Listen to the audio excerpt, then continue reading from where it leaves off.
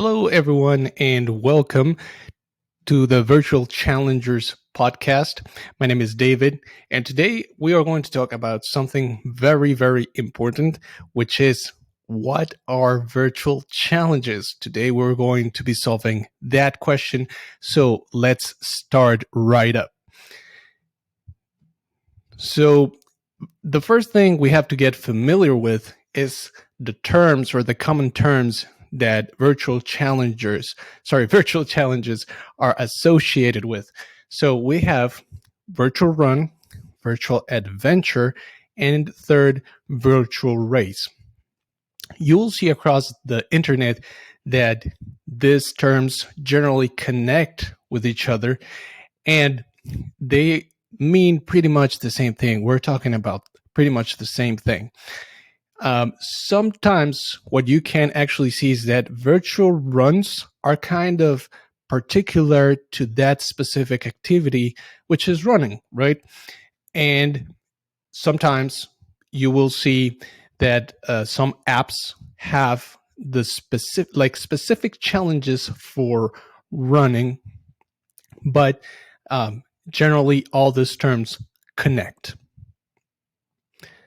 Continuing, we have some particular highlights that I would like to mention, which are very important. So first, let's mention a short definition. If anybody would ask you, what is a virtual challenge? Please tell me in a very simple way so I can understand. So I have that for you. A virtual challenge is a simulated route inspired in real roads and trails. Let me say that again. Virtual challenges are simulated routes inspired in real roads and trails. See?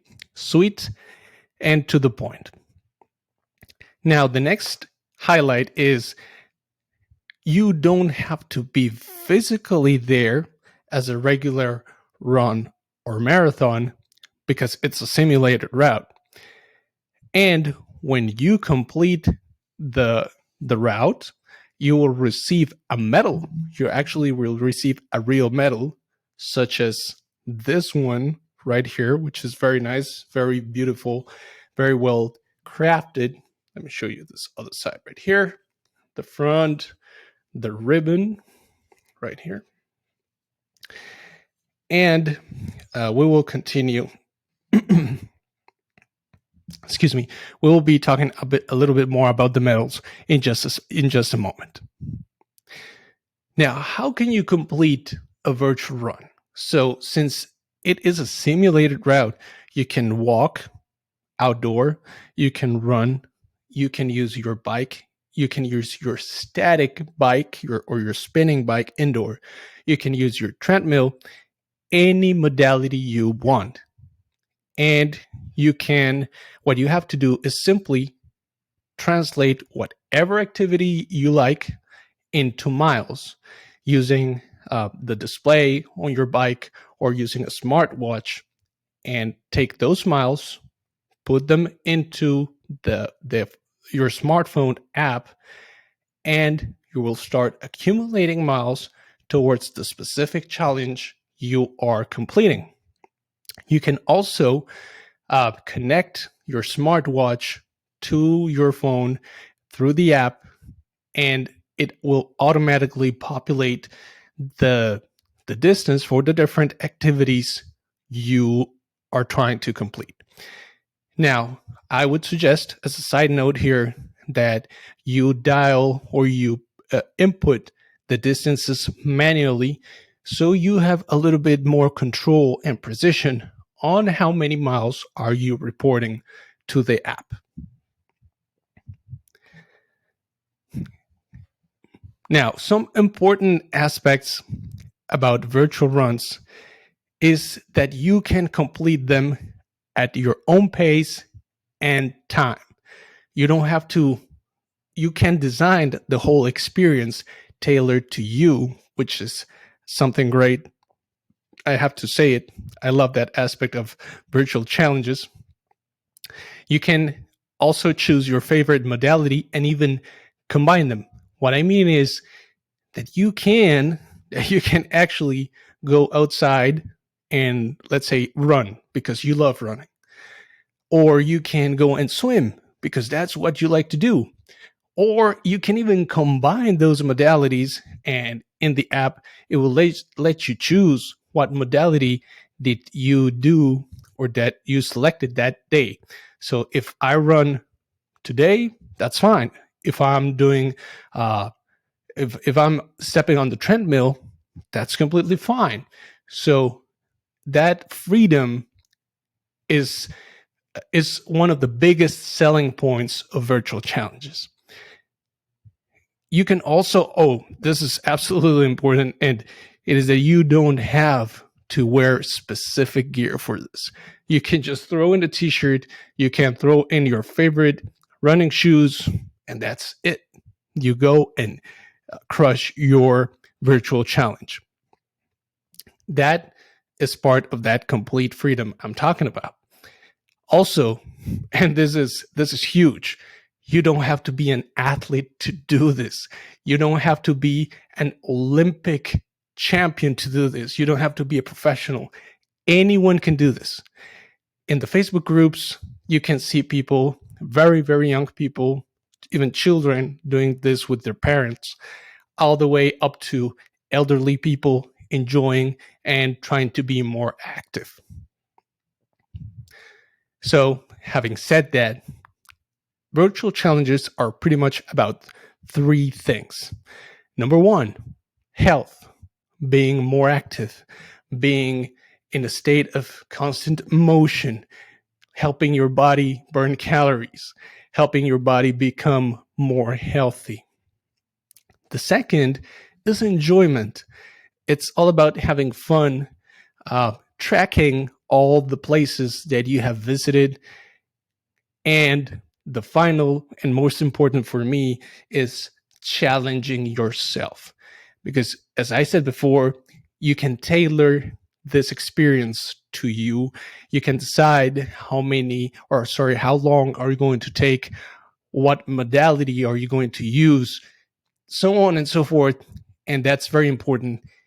But it's not supposed to put pressure on you. It's supposed to help you to become more healthy and have fun in the process. Now, going back to the medals. So, how does that work? First, usually all the creators or all the challenge creators have medals for that moment when you complete the actual challenge.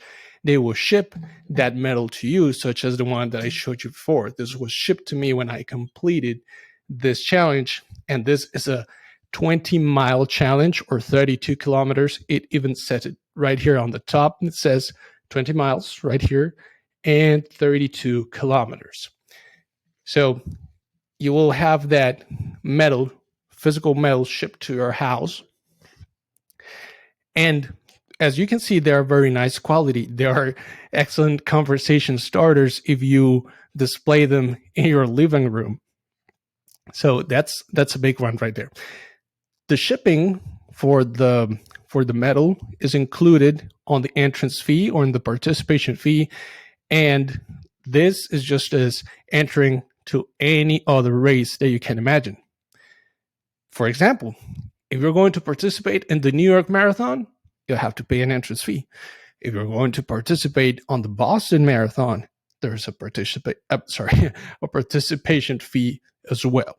So the good thing is that when you complete your challenge, the shipping is included, and you'll receive this beauty in your mailbox.